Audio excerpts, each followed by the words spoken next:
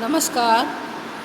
MA. उत्तरार्ध पंचम प्रश्न पत्र साहित्यिक निबंध के अंतर्गत हम छायावाद पर चर्चा कर रहे थे। छायावाद के पारिभाषिक स्वरूप पर, उसके लिए जो उत्तरदायी परिस्थितियाँ थी उस पर हमने विचार किया। आज हम छायावाद के प्रमुख कवियों और उनके काव्य के बारे में चर्चा करेंगे। देखिए बच्चों, आपको जैसा पता है कि छायावाद के प्रमुख आधार स्तंभ 4 हैं। उनके नाम इस प्रकार हैं: जयशंकर प्रसाद, सुमित्रानंदन पंत, सूर्यकांत त्रिपाठी निराला और महादेवी वर्मा। जयशंकर प्रसाद प्रारंभ में ब्रज भाषा में कविताएं लिखते थे, किंतु 1913-14 से वे खड़े बोले में भी लिखने लग गए। उनके जो प्रमुख काव्य हैं, काव्य ग्रंथ जो हैं, वो हैं प्रेम पथिक, चित्राधार, करुणालय, महाराणा का महत्व, कानन कुसुम, झरना, आंसू, लहर, कामायनी। उनकी जो अंतिम रचना थी कामायनी, वह 1936 में लिखी गई। इन रचनाओं में से चित्राधार, करुणालय और महाराणा महत्व जो है, उनको छोड़ करके शेष सभी जो रचनाएं हैं वो छायावाद की प्रवृत्तियों से ओतप्रोत हैं। वैसे गौण रूप से तो इसमें भी छायावाद में, यानी ये जो चित्राधार, करुणालय और महाराणा का महत्व है, इसमें भी हमें छायावाद की कुछ विशेषताएं मिलती हैं, लेकिन वे बहुत कम मिलती हैं। प्रेम पथिक एक लघु प्रबंध काव्य है जिसमें एक असफल प्रेम की कहानी नायक के मुँह से कहलाई गई है।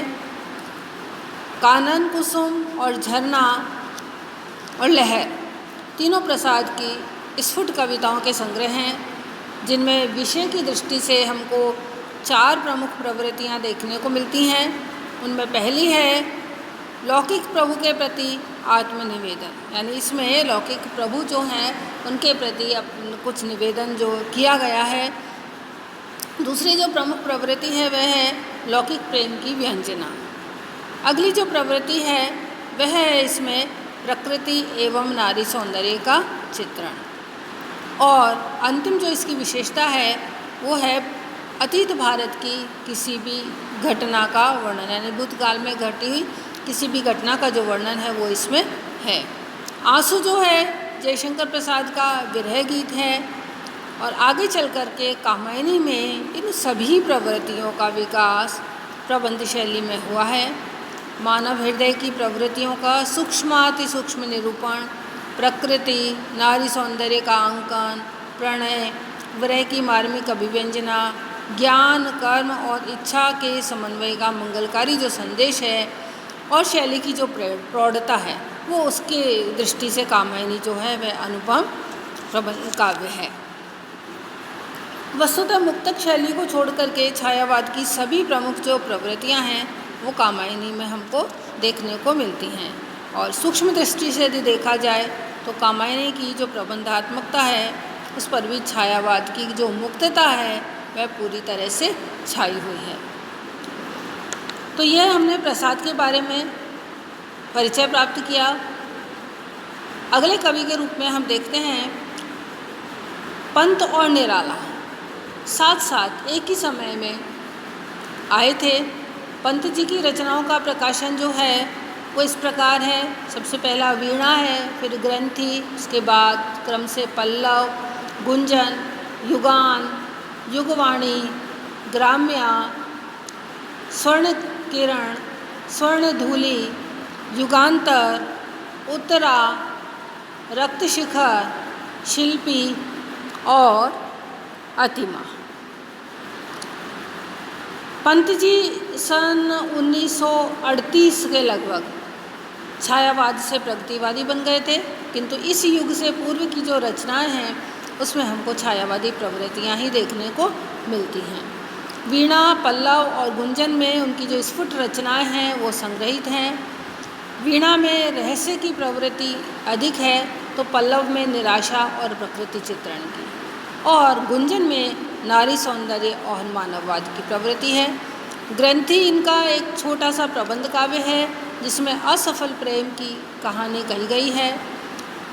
प्रसाद का जो प्रेम पथिक है उसी की भांति ग्रंथि की नायिका जो है उसका विवाह भी किसी अन्य से हो जाता है और मार्मिकता की दृष्टि से यह रचना प्रेम पथिक से भी आगे बढ़ जाती है। और युगांत में आकर के पंत का जो छायावादी युग है उसका अंत हो जाता है। प्रकृति एवं नारी सौंदर्य के चित्रण और शैली की कोमलता की दृष्टि से पंत का स्थान छायावादी कवियों में सबसे ऊंचा माना जाता है।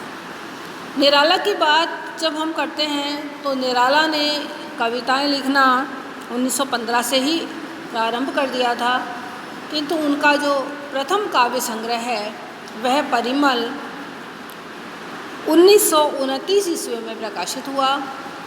उनके अन्य काव्य ग्रंथ जो हैं वे हैं अनामिका, तुलसीदास, कुकुरमुत्ता, अणिमा, देवता, नए पत्ते, अर्चना, आराधना आदि।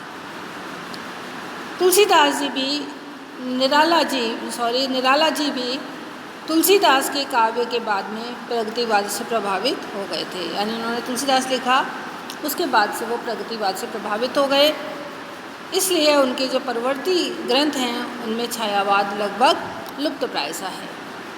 निराला जी की रचनाओं में वैसे तो छायावाद की प्रवृत्तियाँ उपलब्ध होती हैं, किंतु उसे अद्वैत दर्शन की जो आधार भूमि है वो प्रदान करके उन्होंने रहस्य युक्त बनाने का श्रेय सबसे ज़्यादा जो जाता है वो निराला जी को ही जाता है। निराला जी की शैली में कठोरता अन्य कवियों से बहुत ज़्यादा है। छायावाद के चौथे आधार स्तंभ के बारे में यदि हम बात करते हैं तो महादेवी वर्मा का नाम आता है। महादेवी छायावाद के क्षेत्र में सबसे बाद में आई, किंतु उनका इसका जो सबसे अधिक साथ है वो उन्होंने ही दिया, महादेवी वर्मा ने ही दिया।